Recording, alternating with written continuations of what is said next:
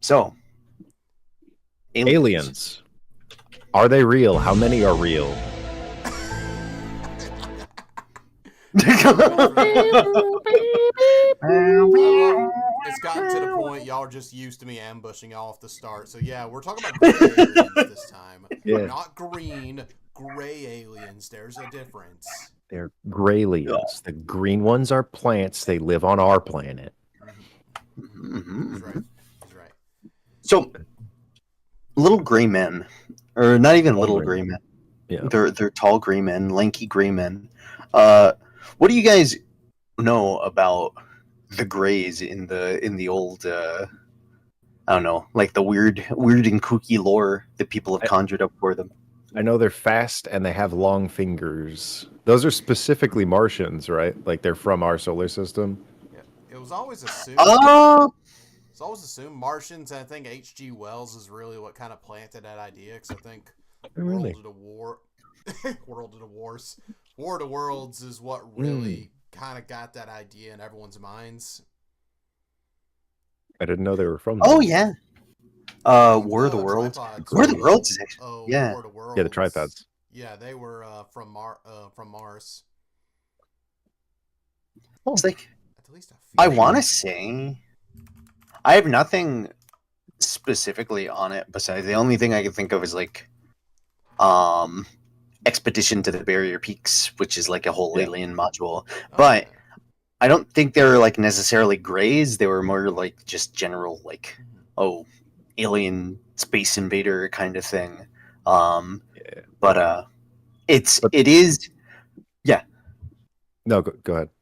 No, I was gonna say the Greys specifically have like I feel like if you did put them in a game, the fun thing that you have with them is Greys are often portrayed as very malicious.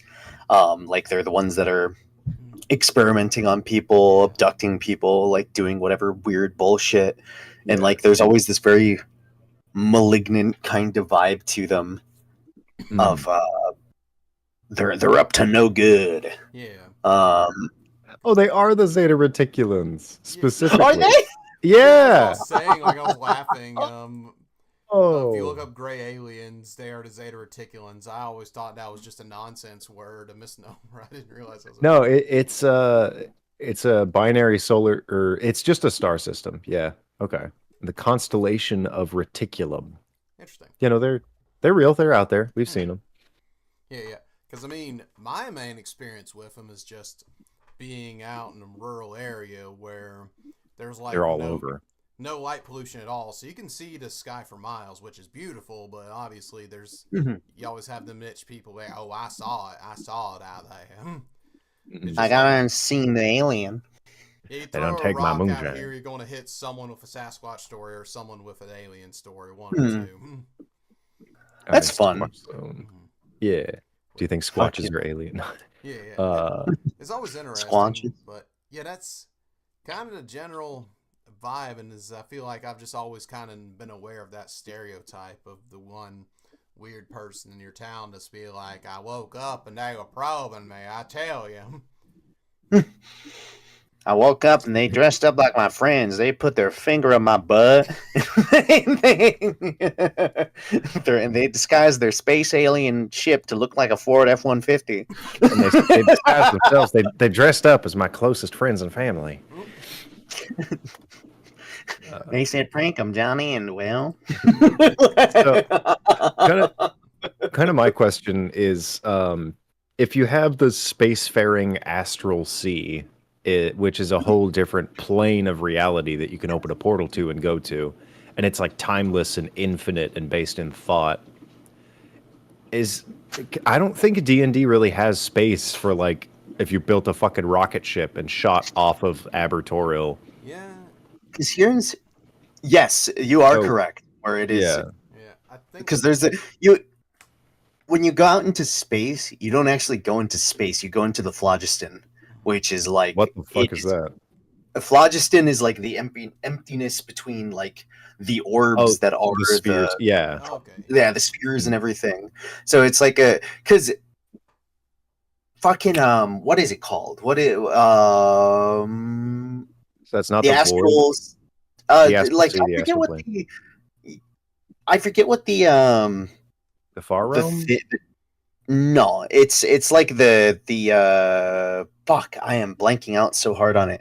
It's basically the different kind of setting for it that people use, but it's still technically kind of part of Forgotten Realms in the sense of like the like it is instead of D&D, it's Spelljammer. Spelljammer. Yeah. Spelljammer. So Spelljammer has the general idea like this is where you get like stuff like the Gith and Yeah. like all the ships and stuff that they use that travels through the phlogiston Nautiloids. magic.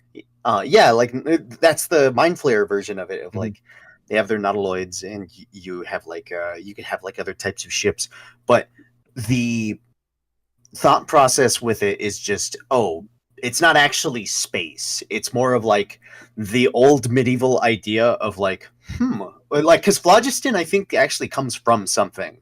It's like like old the aether. theoretical. Is that that sounds like it's with a PH? Yeah. Maybe Phlogiston.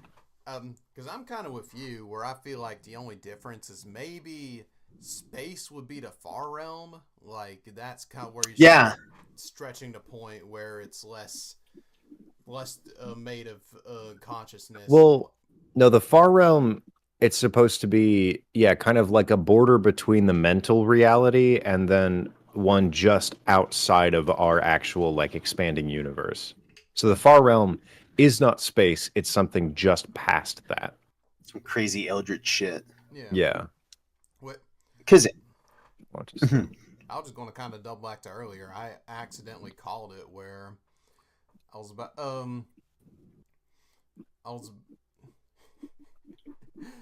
well, first, a funny enough little tidbit, the root of ufology includes mystery airships of the late 1890s, the Foo Fighters, reported by alien airmen during World War II, the Ghost Flyers of Europe and North America. Foo Fighters is such a sick ass name that they stuck with. So I was wrong. It wasn't War of the Worlds. It was World War II, where they started seeing mysterious ships and crafts in the middle of the night, and people started assuming those were UFOs and not like. Because I know during war times. A pretty popular theory is Roswell was actually a Russian weather balloon and not an actual. UFO, oh yeah. That makes sense. The way things were back then, if they admitted it was a Russian weather balloon and they knew it, that was just going to cause panic for people. So they let people's imagination take over, and that's how the Eldritch beings slip their way in when you start reaching for the unknown. Whoopsies. It's either Russians or gray aliens, which is more dangerous. Who knows? You ever thought tabletop RPGs just ain't fast enough? You want to play in a game that took the best aspects of Mad Max and Dune and put them all into a literal sandbox? You want to play in that said sandbox, or do you want to just add it to your own? Do you want to do this to someone? I know I do. Well, I'm here today to tell you about Scorched Basin, a system-agnostic setting set up by a homie and a dude that just went live on Kickstarter, and it looks so good. Scorched Basin is a setting where 5 unique factions are battling it out all in controlled as crystal, and it looks hype. Like, I actually plan on adding it to my settings soon. And that's the thing I love about it, is it can fit into any tabletop. You can just put it in a desert somewhere, and it can fit in fine, or you can play it like your own little one-shot if you want to. Both sound really fun, and I plan on probably doing both. If you want to back to Kickstarter now, check the link in my bio. There's some great rewards and great systems, alchemy, 3D models, so many cool things that are based in the system that I think you'll enjoy. I met both these dudes at Gen Con this previous year, both incredibly sweet people, and I want to support them. So, hey, check out this awesome father-son duo. I love what they're doing. Also, you can't tell me an entire book built around vehicular combat, fighting people in the desert looking for lost artifacts isn't an awesome idea. I love this. It was with a PH. Yeah, I was right. Yeah. It's like old. Yeah. Between the crystal spheres of the prime material plane. So the prime material plane is made of like separate areas. It's like space that's full of a liquid, and the liquid is flammable. Because flog, like the root word flog, is just anything pertaining to fire, like conflagrate or. I could be wrong, but yeah. So it's just burnable liquid space, which is so fucking weird. Because there's also like stuff like something that I feel, because I think they started to do this with some newer stuff, but they started to merge Planescape and Spelljammer stuff together. Mhm. And part of me kind of likes it a bit better in the sense of with Spelljammer, the idea would be like, oh, the Nine Hells, that's like technically a planet. You could go through the phlogiston and literally like fly out there. Which to me, I kind of more so like the idea of like, oh no, that's like, it is more like a different layer of this thing that we're in, if that makes sense. Like, Yeah. it's like the same way of like the Feywild would be a parallel kind of place to the material plane that you're in. Mhm. So it's like you could visit maybe a place that is like this in the Feywild, potentially, kind of thing. If that makes sense. So but, there would be a Feywild and a Shadowfell equivalent to Phlogiston, or would it just still be Phlogiston? Yes, technically that would be the idea. Is like, Mm. oh, there's like some sort of equivalent to that, and then obviously there's like its own weird little connections to that. But That's complicated. it is. Yes, it is. It is super complicated, and that's why I would rather, in my mind, I like the idea of, at least for me, when I think of like planar travel, Mhm. space and the planes are kind of different things. Like I like the idea, at least in my own interpretation that I would take with it, is like, if I went to, I don't know, if there was like a planet that you could see in your own setting, and you go to that planet, and then you plane shift to the Nine Hells, or you plane shift to the Hells, I feel like potentially there could be something else completely A different different there. hell. That's Yeah, like a different Dragon Ball Z shit. Like yeah, how like I Yeah. kind of I kind of there are, like that idea though. different heavens and hells for each of the planets. So Mhm. at first, the way you're describing it, it sounds like there is no place for space in D&D, but there kind of is. It's just that there's multiple spaces. It's which- more like, well, because the thing that I would consider with it is the planes and space don't have to necessarily be like, I like the idea of, for example, Mhm. mind flayers. Mind flayers are basically space aliens that came from Mhm. wherever the fuck. How I would use them in my game is, yeah, no, they're just straight up space aliens. They crash landed here and now they're stuck here. Yeah, they're parasitic worms. Yes, From they're space. parasitic, They're and not have, even like, people. but They stuff that they would have to survive. encounter is, this world has all this crazy magic bullshit. So when they Yeah. show up here, all of a sudden they have to deal with like demons and shit like that, like everybody else, and that would probably be brand new to them. Where it's like, I only fuck with psionic bullshit. What is all this? Yeah. Yeah. So there's also realm space, which uh-huh. is the solar system of Toril in the prime material plane. So that one actually is a solar system, and that's separate from Phlogiston. And that is the Sea of Night that you can like fucking launch a spaceship into. Yeah. So like, is it a coin flip if you go into like liquid fire realm or just deep space? My answer to that is yes. too many cooks have been at this for like too Yeah. long, and there's a bunch of different ideas. What are you gonna say, Chuck? I was just kind of agreeing, but I did. The only thing I was going to double back on is, guys, H.G. Wells comes up again. Yeah. So apparently, I was looking at the origin of gray aliens because I was kind of curious when grays, like, the idea became. And what I read here is, in literature, descriptions of the similar to gray aliens predated claims to supposed encounters with them. In 1893, H.G. Wells presented a description of humanity's future in the appearance, The Man of the Year a Million, describing humans as having no mouth, noses, or hair, with large heads. In 1895, Wells also depicted Eloy from in his novel A Time Machine. So that seems to be where it entered the public consciousness, when H.G. Wells was just be like, behold, my small creatures. Is it alien just like idea. it sounds like Future Men? Yeah, that was kind of Okay. the idea. Yeah, since he said Early the on, man of it's the like, year a million, and also that was the thing in which I find interesting. That's where it went because in the Time Machine, did y'all ever have to read that in school? The Time Machine? I didn't read it, but I saw the movie. Okay, well, the movie was pretty accurate aside from the fact that Aloy are not human at all. They were small, like 3 to 4 foot tall, like little gray hairless creatures that were really peaceful and Oh. just Aloy? lived a very normal life. Except where it gets kind of dystopian and creepy is when a siren starts blaring and they all just start moving toward the siren like they're hypnotized to it. That's when the Morlocks come out of ground, grab up a few of them, then go back into the ground. Oh, So they were not hostile at all, and also didn't realize they were literally being used as cattle for these underdark creatures. Logan, you should look into literally just the ending part of that movie because that shit gets fucking wild. wait, which movie? It is called A Time Machine, right? Or like The Time Machine. Yeah. Yeah, The Time Machine 2002. The fuck? Yeah, that's Literally. what I saw. Yeah. Yo, Orlando Jones. The book is pretty interesting because it's just about a scientist exploring this mystery world while I was about to say the other one's more of an action movie. So Yeah. two versions. So I like the idea, like, because I remember watching that and that ending point really stuck with me.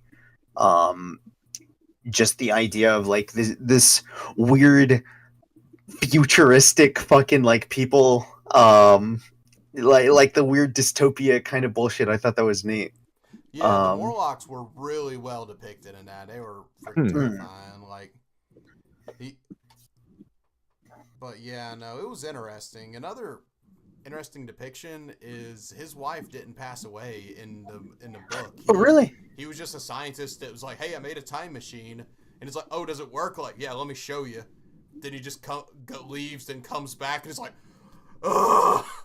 Shouldn't have. If anything, that. I found it way more compelling because the movie idea was like his wife dies. So he's like, all right, I made this time machine, but it only goes forward. I'm going to go into the future, and I'm going to find out when people actually figure out a way to get into the past, and then I can see my wife again. Yeah. Like, and basically he realizes he can't. It was a chaos theory moment where he tried to go back in time, and every time he prevented his wife's death, she would die a different way. Oh, Jesus. Fucking Final Destination. That's crazy. Yeah. But yeah, not. I was about to say we should probably do a video just on the concept of time travel eventually. Time travel, yeah. Honestly, I love the idea. I love the idea of the moment you successfully create a time machine, like you turn a gear right or you turn a gauge correctly, you walk into the room and fucking destroy it. Like you break the shit out of it. Just instantaneously. The moment it works is the moment it's like destined to be destroyed. There's a lot of different ways to tackle time travel, but fucking gray aliens. There are moon men in D&D. There are moon men? Oh, yes! There's a Selunian. So Selune is the goddess of the moon, and there are people that live up there. And all I can read from them is just that they're really scared that the Earthlings or the Taurillians are going to come up there and fuck with them. That's the only thing they think about. So they're just like, please don't come to the moon, please. They see an elf flying in a ship up to them. No. Yeah. One guy makes a wish. He's like, I wish I was on the moon. And 70 people beat the shit out of him. Don't come back. Out of the rocks and they just start smashing his head in.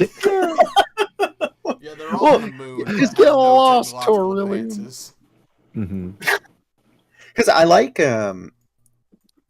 the idea of having a space, like having space and having separate planets and potentially having.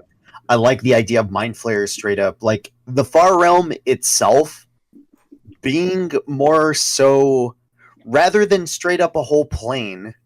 It's more just people would probably refer to the Far Realm as literally that is too far away and like difficult for us to like tackle. the edge of the universe.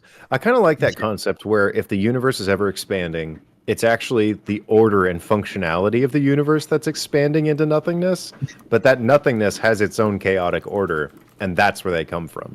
So they're like scared of this encroaching force that is our reality impeding them. So they're like, well, we got to go take that thing over.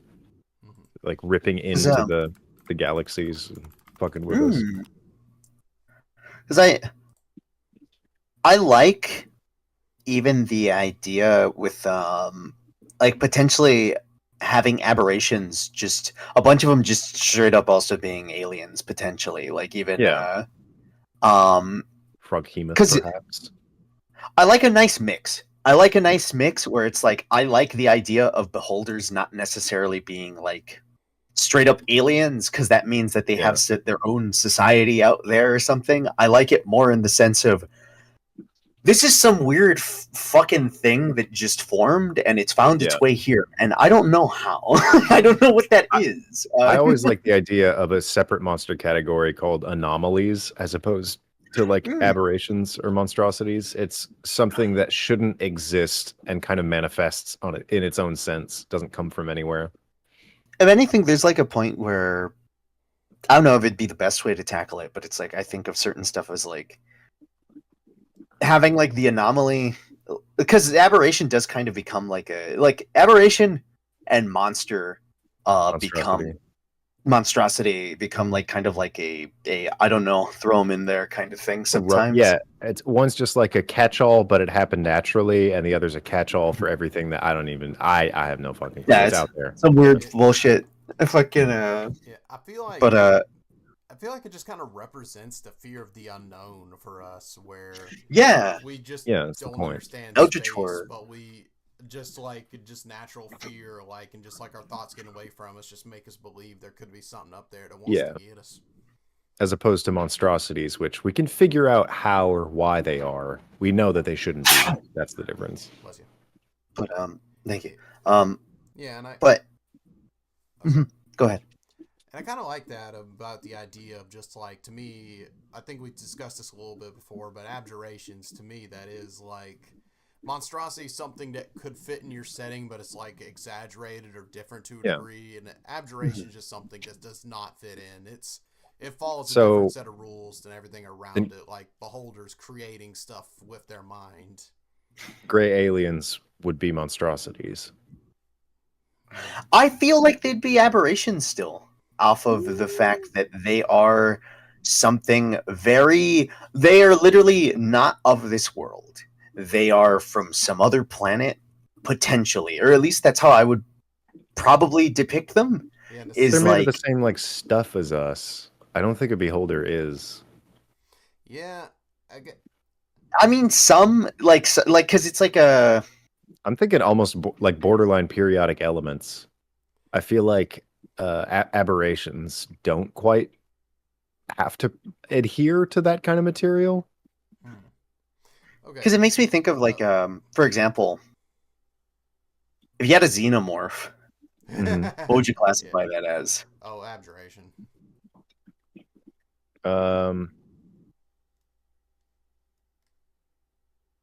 That's a good, because we still don't really know where they came. I guess they are planetary, aren't they? Like they came from a fucking somewhere out there. Because they spawn off of people as well. Like they come off of like specific. They use hosts, kind of like a mind flayer. Them being parasitic doesn't answer that question. They're definitely because there's parasitic natural things. So I guess because that's why. To get us kind of on the same page, what do you assume a gray would be like? Do you think they're just on another planet, or do you think there's something else to them? I think they're like technologically advanced little dudes, but they're like still a species. The GIF are they aberrations? They're humanoids. No, they're humanoids. They're humanoids. Then grays would be humanoid. Oh yeah. They would cheat their way out of categorization. I view them kind of in the way of like.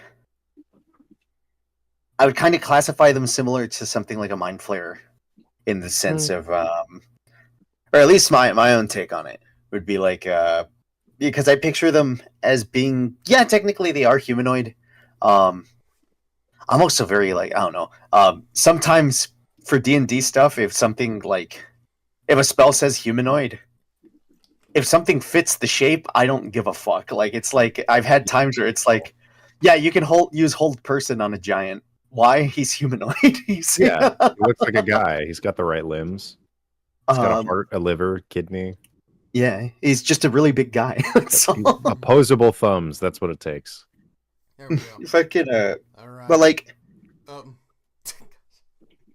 what were you gonna say? now I was just imagining the Greys just had like 3 long Mewtwo fingers. Or like Piccolo. Mewtwo's monstrosity. Yeah. But he has crazy psionics, so. Yeah. I mean, who are we to know? I feel like everyone who's ever written a monstrosity or an aberration couldn't definitively tell you. Probably not. Like I That's think, true too. while I like the idea of like they do not fit into our ecosystem, I feel like to them the real only difference is where they came from. But in that sense, a froghemoth should also be an abjuration. So It's like it's similar to even with fantasy stuff where it's like you don't want to ruin the magic necessarily. There are times where you can put in your jargon for things like I look at a nautiloid and it's like, oh yeah, it's a living ship and this and that and this is why it works like that. But realistically, you could make up a bunch of shit to make it sound legit. Yeah. It's not like this is a thing of like, and this is why this would work in real life. It's fucking and in the same vein, it's like when I look at Greys, the way I would probably tackle them is I would probably give them a narrative to make them some sort of enemy. I would probably want them to be like, I don't know. The way that I picture Greys, or at least from all the crazy alien shit that I like to listen to here and there, is I would, if I gave them like a narrative, I would probably picture, oh, they're I don't know, some entities that have fucked up their home planet and now they're kind of like scattered out and they want to just eat up our resources, so they're coming down to try to take things. okay. And I could they're greed. Colonizers. Yeah. Colonizers too. They're the Okay. greedy colonizers. I Yeah. consulted the dictionary. The white man and the to give us gray our man. definition. So, an aberration is a departure from what is normal, usual, expected, and typically one that is unwelcome. So, a monstrosity kind of is like, even though it's unusual to us, it's natural for that world. Or Yeah, that's what I was saying. That's just space. You know, there's times Then, as close as you can get, I would say the Greys are probably aberrations, just because they're at least not natural to this region, and they're definitely not welcome. They're invasive. Yeah, like Get Yankee at least cemented himself to where like they're familiar enough to like, all right, that's still a human. Yeah. But It's a guy. it's 'Cause just a I- cool guy. That's a frogman. And also on top of that, Githyanki were originally human beings that were experimented on by mind flayers. Was it? Yeah, I thought it was or like at least it was numbers. the idea was mind flayers just grabbed humans and fucked with them until they became like really good at being like slaves. Yeah. being They're like slaves and having pseudo-elves. psionic Yeah. abilities. I think it was some isolated humanoid like species that they grabbed, but it's not far from humans themselves. Yeah, Yes, that's from what a I different thought. It time. was, like It's like unknown race that's just beyond recognition of what it originally was. I find the story behind Gith really funny in the sense of it is kind of the mind flayer hubris of they're like, oh, we decided to make these super workers that are like really strong, because they actually made them. The reason they also made them was not just for slave reasons, but it was because they were fighting a force of things that also had like psionic powers that the mind flayers themselves couldn't deal with. So they were like, oh, we're going to make these soldiers that are resistant to psionics. Feeding. Excellent idea. Oh, wait. Yeah, not our psionics. Oh no. That's great. It's just that one Resident Evil meme where it's just like I created a bear shark with chainsaws for hands, and I poked it with a stick for 8 hours. As long as it doesn't escape, I'll be okay. Yeah, Pain. that's fine. It escaped. That's ethical. It's not It's dangerous. like or even like the Dark Souls 3 meme of just like, oh, I decided to put this like god inside of this other god and mash them together, and now they're like always in pain. And they go, why did you make that? The guy like stops and he's like, and that's just, Yeah.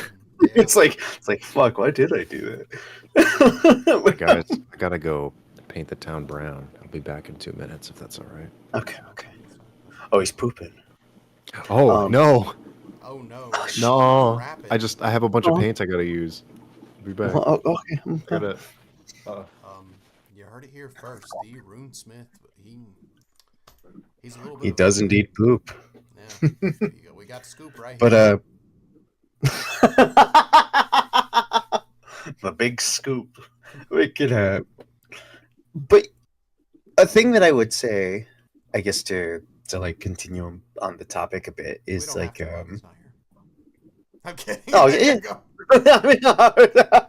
We're free. We can just be ourselves. We're free. We could be. Oh, finally. But no, it's like I would say I kind of like the idea of what it could open up as well, because there are a ton of different extraterrestrial kind of represented things. Like you have Neogi, you have Mind Flayer, you have fucking like mhm. You know, Tricrine, the Oh, Thrycreen. yeah, Those would actually make good aliens as well. Yeah, because those are they straight up aliens? So they started in Dark Sun, so they Yes. didn't originally become that, but I think another person was like, yo, those things would be sick in space, and that's fair. Yeah, that's a sick ass idea, actually. Yeah, Thrycreen. Yeah, and then there's the Like- plasmoids, those Plasmoids, yes. Because I like the idea of potentially, like, it kind of is that weird power scaling moment of like, okay, we've fought the fucking like we beat the dragon, we fought like the evil kingdom, we've gone through like all these different things, we fought demons and devils. What do we do now? We go to the stars. We like fucking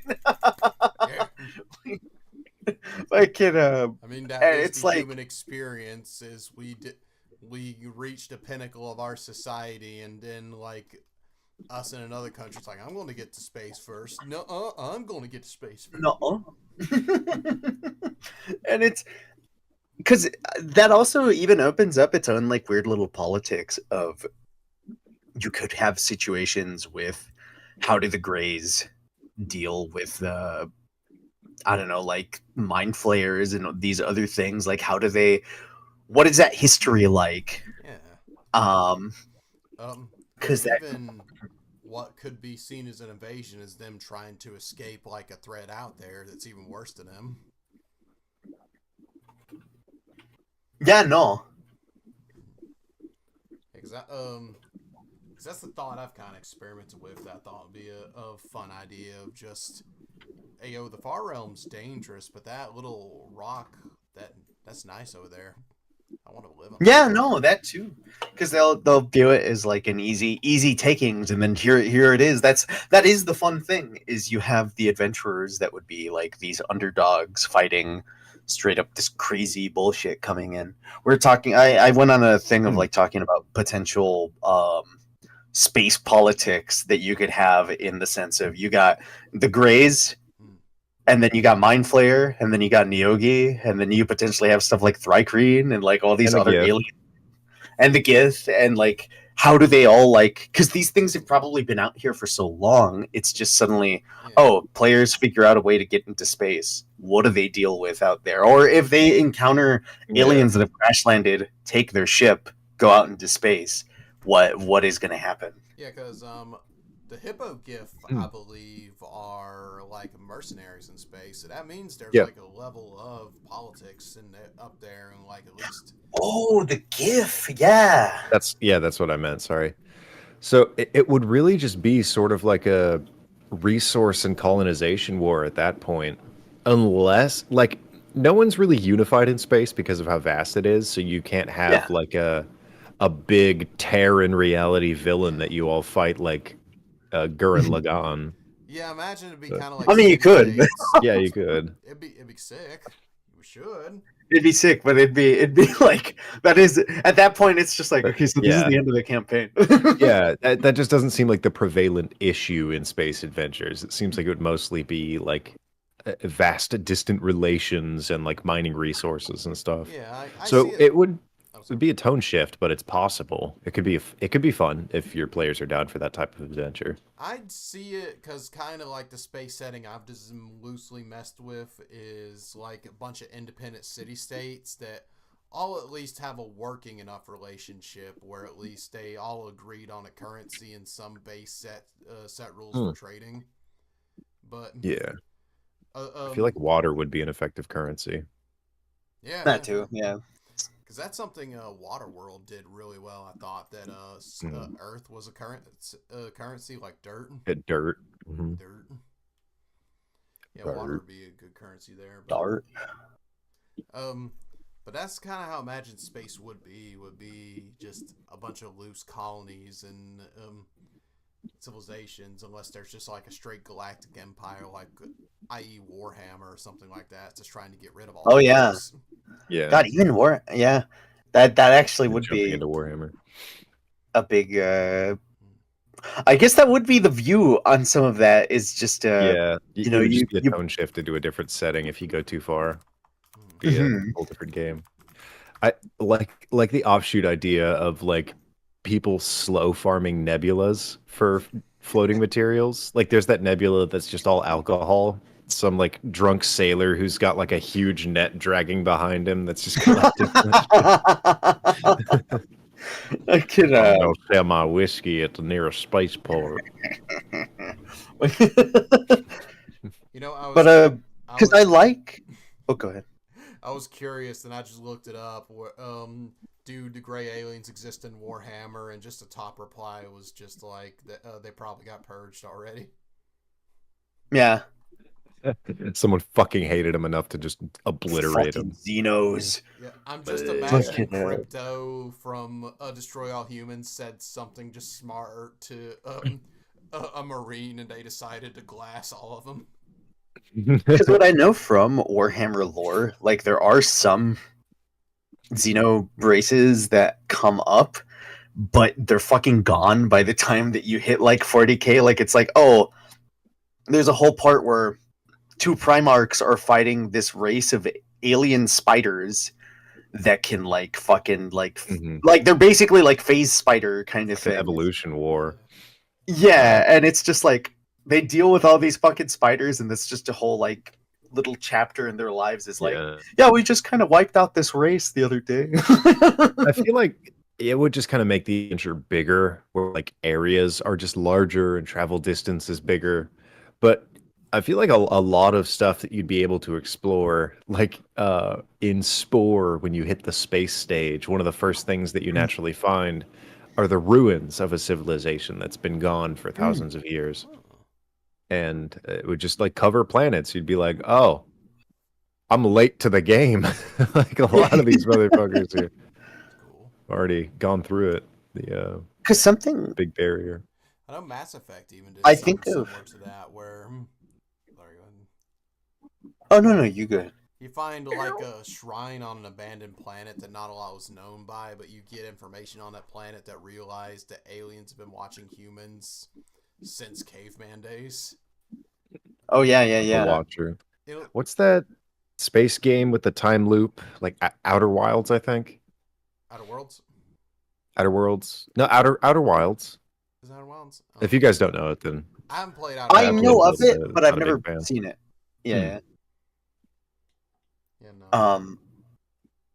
Because I can think of like two ways to tackle it, where it's just one, just looking at it in general from Grays, is either one, you have a situation where it's like they could be a big campaign, like big bad, where it's like they come down and now like because they have all these resources and power, they become something that has to be dealt with, and so you're like basically growing stronger to eventually fight these things. You know what that makes me think of? The Angry Birds movie. What was the other example you were building to? I was gonna say, or you could straight up go like kind of a Barrier Peaks route of you show up and there's gray aliens in there, but they're all fucking dead. So you just hijack their ship and you fly out into the stars and fucking Yeah. That's fun. The classic. You either like fight them or learn about what they were retroactively and then how they failed, and then that could fall back to like, oh, I have to go back home to stop whatever happened to them. Mm-hmm.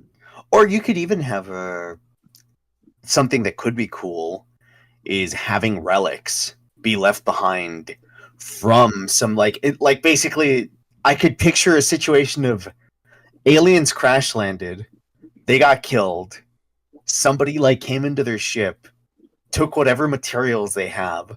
So like I don't know, you come across like a fucking orc warlord and he just has a ray gun. I love that. That's something I messed with a little bit, where one of my one of the rare metals in my world is just straight up meteor metal. And I know that's actually a mystery the party has right now, where one of the party member swords is they only like an avatar. They found half a sword that seems to have a psionic presence like imbued in it, and when she wields it, it kind of like just shoots out a little energy beam for the rest of it. Oh, that's cool. And she finally found the origin. I'm like, hey, where'd this thing come from? They're like, yeah, so they just found that thing embedded in a meteor. No one knows where it came from. They thought they were lying when they found it. But it's ours now. Yeah, I feel like... It's just that, so now it's just that mystery of like, there's something up there that makes swords. Yeah, wait, who the fuck made this? Who is this epic smith out there? Fing Fang Foom, like a space smith dragon. I'm kind of thinking one of the best ways to do this is like a brief part of a campaign or maybe a short campaign is similar to how Gravity Falls or Steven Universe kind of plays it off, where you find the ruins of something that happened on your planet and there's like latent security measures that grab you and take you to the active conflict. Yes! And you have to find your way back. And you're like, I should have been there. That sounds fun. I was gonna also suggest similar vein. You get abducted and you break free. Yeah, similar thing. Fight the aliens off in the ship, and it's like, well, fuck, how do I operate this and come back? Yeah. And then you find out that the Earth is flat. And I was thinking of the smiling. Yeah. I was wondering when we referenced that episode. I'm gonna throw up. I'm actually gonna throw up. I think we can't tell anybody about this. Yeah, because still to this day, one of my favorite D&D adventures is Out of the Abyss, and it's the opening to me that's so strong. Of all of you wake up in the Drow imprisonment camp, and it's like, all right, figure out how to get out.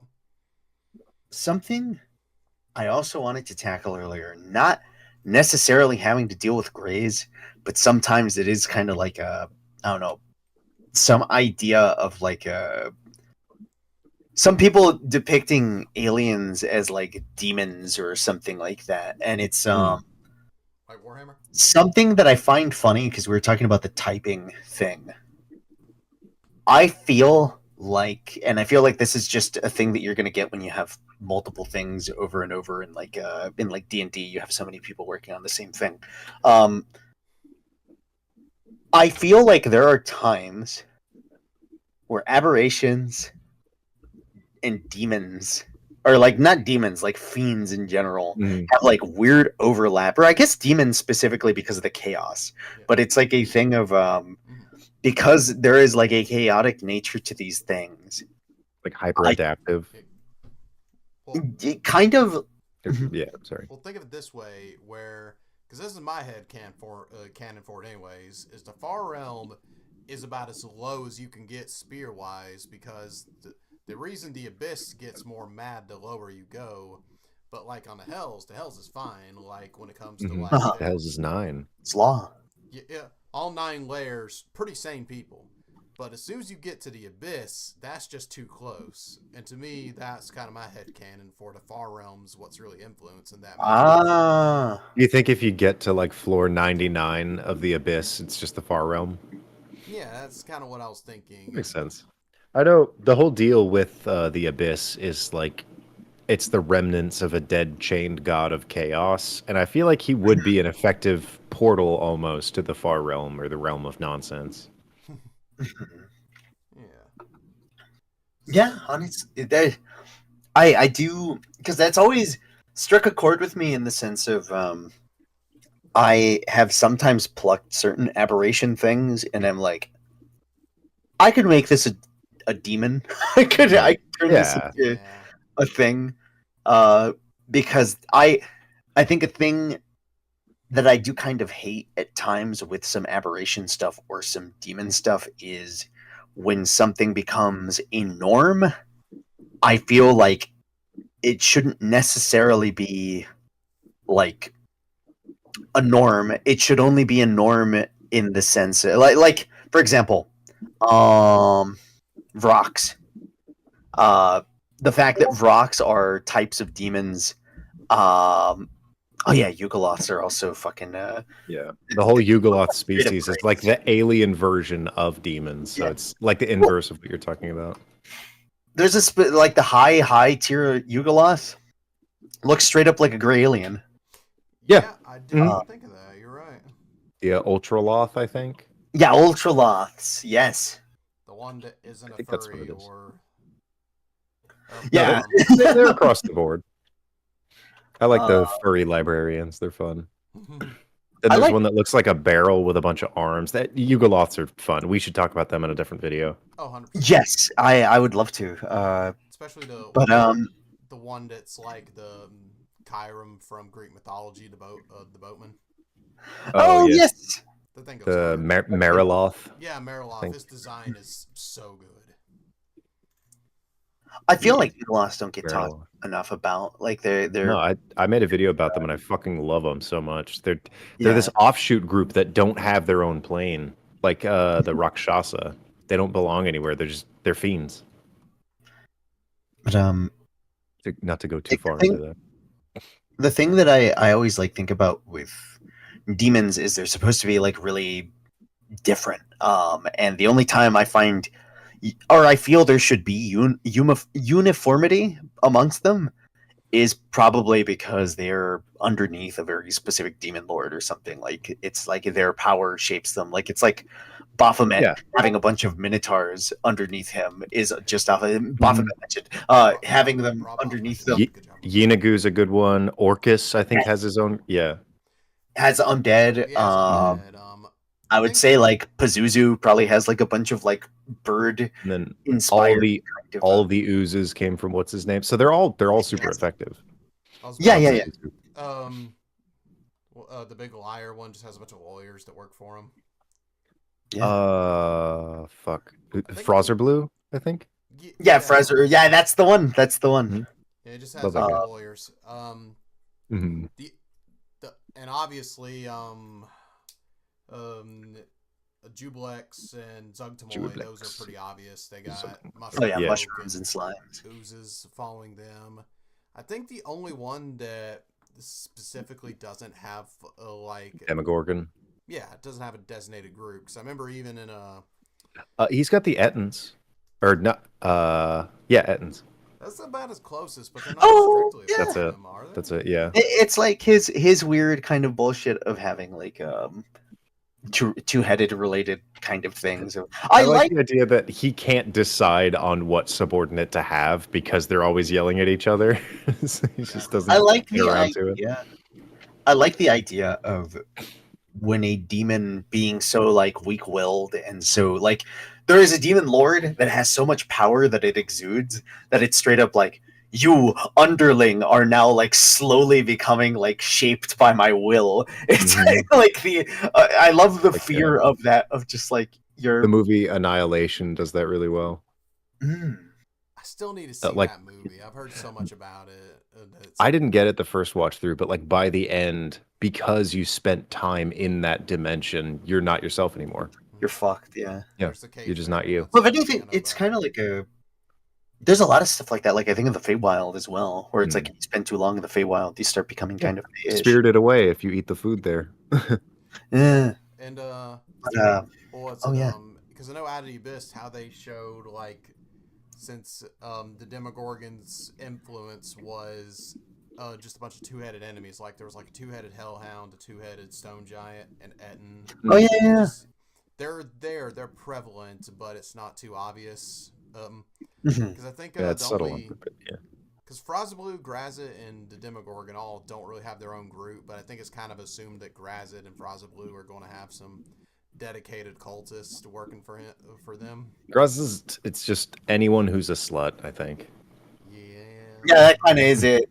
It is very much just like And Succubi and Incubi. you're a succubus if you're willing Those to get are down and dirty. yeah. Those are devils though. Even though they're That's devils, fine. like I just feel like Not because succubi are also a general label of fiend because there is also a demon lord succubus that has she's Malconthet. That is like a succubus specific thing. But I guess for 5e they kind of depict succubi as like succubi and incubi is just like a devil thing, but that's a general Yeah. thing. And Okay. also, I take it back. How could I forget my favorite creature, the Jackalware and Lamia? They serve Grazit. Oh yeah. Oh, they do. That's right. Good old brohams. I hate them. But I guess we got super far off topic, and that's my Yeah. fault. Fucking Do we Gray have like alien. a rating for them? yeah, we could give them a rating. Yeah. Are we gonna rate like the idea of gray aliens or just the idea of like interplanetary threats? Extraterrestrials. I think we should like- do extraterrestrials in general. I would say because Aliens in general. all outsiders are extraterrestrial, but I think specifically like creatures from other spheres or other planets, maybe. I don't know if that's a weird distinction. The planes, the layers, and the fog, it's all complex. When I do the thumbnail for this, I think I'm just gonna slap aliens on the fucking thumbnail. Yeah. All right, let's just go with our own definition of the word alien then, how they fit in Yeah, D&D. alright. So, what it means to us personally, let's go with that. If you really love the Cantina band from Star Wars, let it affect your vote. Oh, 10 then. On a 5 scale, I 10. kept trying to think of how to bring them up because they're like the only gray aliens in Star Wars. I thought they were green. Oh, no, you're right. Fuck, you're totally right. they- Yeah. They Yeah. kinda had a tannish color to them, but yeah, they had the look of the Oh. green to them. Do you know what their music is called? Gringus Don't say it, Pingus. Marco. No, I it's called forget. Jizz. Oh, you're right. It is called Play Jizz. Jizz. Yeah, they Mhm. play Jizz music. George But, Lucas is Some good shit. Love me some Jizz. Good old George. old George. It's a Gungan tradition. That's Gungan Jizz. It's Gungan I give Gungan Jizz a high 3, maybe a 3.8. That's Bordering 4. I feel like the whole idea of a temporary, like a brief abduction that gets you unique magic items you would never get anywhere else is fun. But like they're only good one time in every campaign. So I give them a bordering of 4. I want to say a 4, more on the sense of I can definitely see a fun idea of having whole campaign where it's like, okay, you're abducted and you go to space and stuff. That could be really cool. I think the issue that I would come across is I would have to make up so much shit.